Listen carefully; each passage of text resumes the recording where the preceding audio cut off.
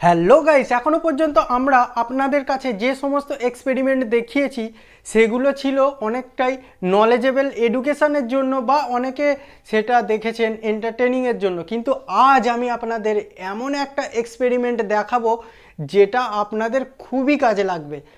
আজ আমি দেখাবো যে কিভাবে বাড়িতে বাটন মাশরুম চাষ করা যায়, কিভাবে বাড়িতে আপনি অতি সহজে বাটন মাশরুম চাষ করতে পারেন।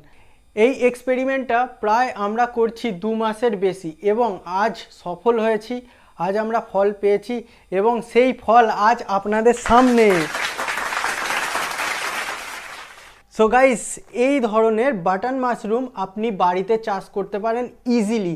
সেটা কিভাবে সম্ভব সেটা আমি আজকে আপনাদের সাথে শেয়ার করব, ডিসকাস করব এবং ডিটেলসে আপনাদের জানানোর চেষ্টা করব। এটা আমরা কিভাবে করেছি সেটাও দেখাবো।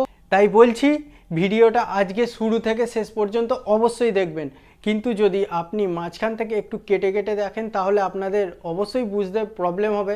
তাই রিকোয়েস্ট করব ভিডিওটা অবশ্যই শুরু থেকে শেষ পর্যন্ত দেখবেন, তাহলে আপনাদের কাছে সমস্ত কিছু ক্লিয়ার হয়ে যাবে।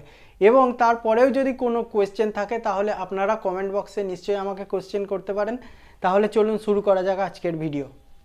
সো গাইস, আমরা প্রথমেই আপনাদের জানিয়ে দেব যে এই বাটন মাশরুমটা অ্যাকচুয়ালি সবজি, হাইজেনেটিক সবজি।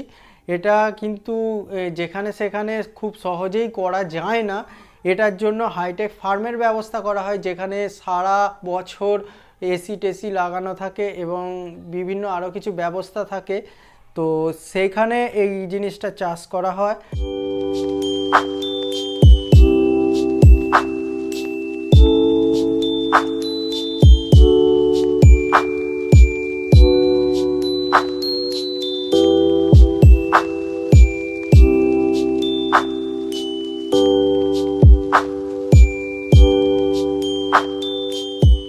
আর আপনারা এটা বাড়িতেও চাষ করতে পারেন, তবে এটা সিজনালি করা যায়।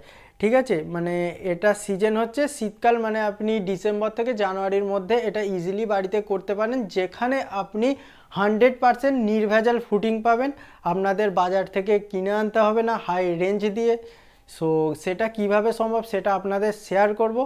সো চলুন দেখা যাক এটার জন্য আমাদের কি কি প্রয়োজন। প্রধানত এটার জন্য যেটা আমাদের প্রধান প্রয়োজন, দেখুন সবার আগে একটা কথা বলে দেবো যে কোনো সবজি বা যে কোনো উদ্ভিদ ফসল চাষ করতে গেলে তার জন্য প্রয়োজন হয় মাটি। কিন্তু এই বাটন মাশরুম এটা অ্যাকচুয়ালি একটা ফাঙ্গাস। এই ফাঙ্গাস এটা তৈরি করতে গেলে অবশ্যই লাগবে খড়। তো খড় দিয়ে এর বিশিষ্ট কম্পোস্ট বানানো হয়। সো এর প্রধান যে মেটেরিয়াল সেটা হচ্ছে খড়। খড়টাকে কম্পোস্ট বানানো হয়। কম্পোস্টটা যদি আপনি ঠিকঠাকভাবে রেডি করতে পারেন তাহলে আপনার ফসল হবে নিশ্চিত। সো প্রথমে আমরা দেখে নেব যে কম্পোস্ট কিভাবে বানানো হয়।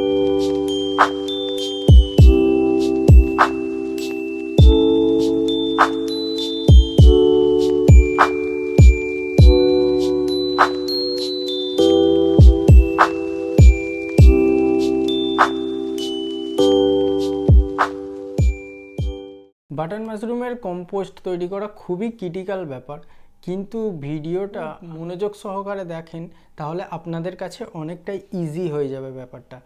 তাই ভিডিওটা আমি দুটো ভাগে বিভক্ত করতে চাই, মানে ফার্স্ট পার্ট এবং সেকেন্ড পার্ট, দুটো পার্টে ভিডিওটা আসবে। ভিডিও দুটো আপনি সম্পূর্ণরূপে দেখলেই আপনার ধারণা হয়ে যাবে। সো ফার্স্ট স্টেপ হচ্ছে আমাদের কম্পোস্ট তৈরি করার জন্য খড়ের কাটিং। খড়ের কাটিংটা হবে ঠিক 2 ইঞ্চি বা 2.5 ইঞ্চি, যা হোক কিছু, মোটামুটি এতটা খড়ের কাটিং হলেই যথেষ্ট। আপনারা হাতে অথবা মেশিনে খড়টি কাটতে পারেন। সো প্রথমে আপনাদের খড় কেটে রেডি করতে হবে। তারপর তার সাথে পারিপার্শ্বিক বেশ কিছু ফার্টিলাইজার, মানে যেগুলো রাসায়নিক সার, সেগুলো ব্যবহার করতে হবে। কি কি রাসায়নিক সার ব্যবহার করতে হবে? আমাদের খড়ের সঙ্গে সঙ্গে লাগবে হচ্ছে পোলট্রি ম্যানুয়ার। যদি না কোথাও পোলট্রি ম্যানুয়ার পাওয়া যায় তাহলে সেক্ষেত্রে আপনারা বাদাম খোল ব্যবহার করতে পারেন। সো দুটো একই কাজ করবে। এবং তার সঙ্গে সঙ্গে লাগবে কর্ন, মানে ছোট ছোট ডালের দানার টুকরো অথবা ভুসি, গমের ভুসি যে হয় সে ভুসি ইউজ করতে হবে। এবং তার সঙ্গে সঙ্গে যে ফার্টিলাইজারগুলো লাগবে সেগুলো হচ্ছে, একটা হচ্ছে ক্যালসিয়াম অ্যামোনিয়াম নাইট্রেট, 2 নম্বর হচ্ছে ইউরিয়া, 3 নম্বর হচ্ছে সিঙ্গেল সুপার ফসফেট, 4 নম্বর হচ্ছে পটাশ। আর এই সমস্ত ফার্টিলাইজার আপনি আপনার নিকটবর্তী বীজ ভাণ্ডার থেকেই পেয়ে যাবেন, ভাণ্ডার থেকে পেয়ে যেতে পারেন, কোনো সমস্যা হবে না। যেখানে বীজ বিক্রি হয় সেখান থেকে আপনি যদি ডিসেম্বরে ক্রপিং নিতে চান তাহলে আপনাকে মোটামুটি প্রিপারেশন অক্টোবরের ফার্স্ট উইকে কম্পোস্ট রেডি করার কাজটা শুরু করে দেন, তাহলে নভেম্বরে আপনি সেটা স্পনিং করে দিতে পারেন। অ্যাট ফার্স্ট আপনাকে খড়টা 2 দিন ধরে ভেজাতে হবে, 2 দিন ধরে ভালোভাবে ভেজাতে হবে। আমি দেখিয়ে দেবো কিভাবে ভেজাতে হবে।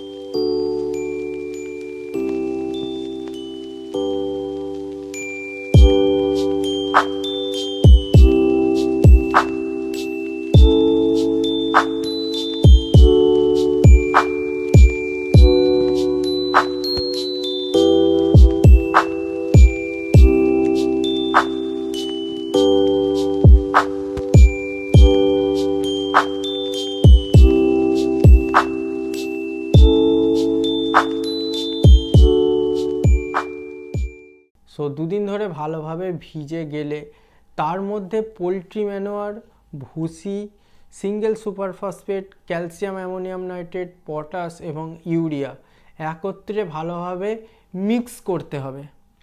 সো ওটা ভালোভাবে মিক্স করার পর একটা গার্বেজ বানাতে হবে। তো গার্বেজটা এমনভাবে বানাতে হবে যে সেটা যেন খুব চাড়িয়ে না থাকে। সো চাড়িয়ে থাকলে কি হবে, তার মধ্যে হিট হবে না। আর এই মিশ্রণটা যখনই আপনি একটা গার্বেজ তৈরি করবেন অটোমেটিক এর মধ্যে একটা হিট ক্রিয়েট হবে। আপনি 2 দিন পর থেকেই বুঝতে পারবেন এর টেম্পারেচার প্রায় 70 ডিগ্রির ওপর চলে যাবে। মানে আস্তে আস্তে টেম্পারেচারটা বাড়বে। মানে ধরুন নর্মাল টেম্পারেচার আছে 30 ডিগ্রি, 30, 35, 40 এইভাবে বাড়তে বাড়তে বাড়তে বাড়তে 80 ডিগ্রি পার হয়ে যাবে। তার মানে যত টেম্পারেচার বাড়বে আপনি জানবেন যে আপনার কম্পোস্ট তত সুন্দরভাবে প্রিপারেশান হচ্ছে।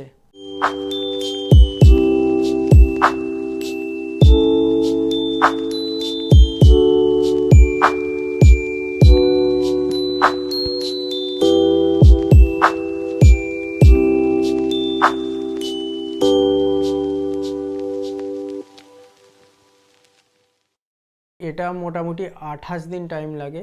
সো এইভাবে মিশ্রণ গার্বেজ করে দেওয়ার পর এবার 6 দিন পর থেকে প্রায় 2 দিন অন্তর এটাকে ওলট পালট করতে হবে। মানে নিচে কারের খড়টা উপর দিকে, উপর কারের খড়টা নিচে দিকে, এইভাবে ওলট পালট করে দিতে হবে। সো এইভাবে এই প্রসেসিংটা চলবে। 13 নম্বর দিনে আমাদের কি করতে হবে, জিপসাম মেশাতে হবে। 13 নম্বর দিনে জিপসাম মেশাতে হবে। জিপসাম মেশানোর পর আবার প্রসেসিংটা চলবে, ওলট পালট করতে হবে। এবং 25 দিনে ফিউরাডন নামে একটা কীটনাশক আছে সেটা মেশাতে হবে। তার ফলে কি হবে যে ওর মধ্যে কিছু আনওয়ান্টেড যেসব জীবাণু আছে সেগুলো অনেকটাই মারা যাবে, কিন্তু পুরোপুরি ওটা স্টেরিলাইজ হবে না। সো মোটামুটি 28 দিনে আপনার কম্পোস্টে রেডি হয়ে গেলে তারপর আপনাকে স্টিম স্টেরিলাইজেশন করতে হবে।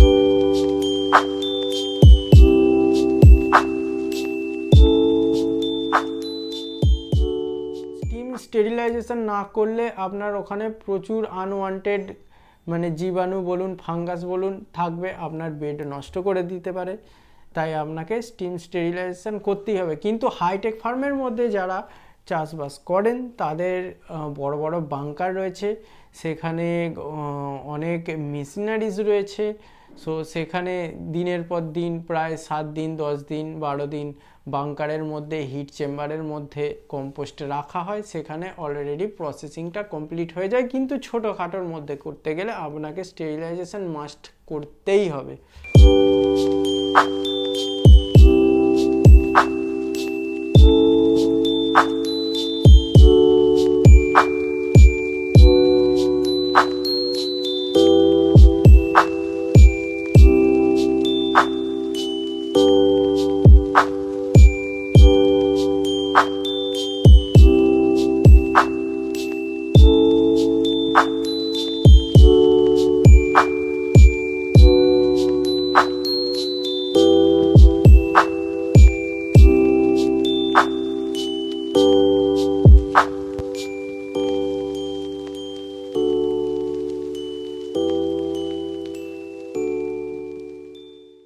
সো আমি আপনাদের দেখিয়ে দেব যে কিভাবে এটা স্পনিং করতে হয়। তো ফার্স্ট আমাদের কাজ হবে যে কম্পোস্ট রেডি করা। সো এই কম্পোস্ট রেডি করা পর্যন্ত থাকবে এই ফার্স্ট পার্ট। সো আশা করছি এতটা আপনি বুঝেই গেছেন যে কিভাবে কম্পোস্টটা রেডি করতে হবে।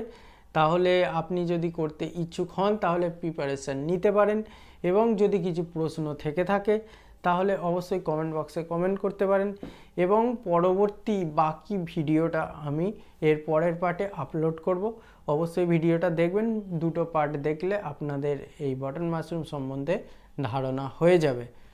সো আজকের মতো এই পর্যন্ত, ফিরে আসছি এর দ্বিতীয় পার্ট নিয়ে। ততক্ষণের জন্য ভালো থাকুন, সুস্থ থাকুন, টাটা, বাই বাই, জয় হিন্দ, বন্দে মাতরম।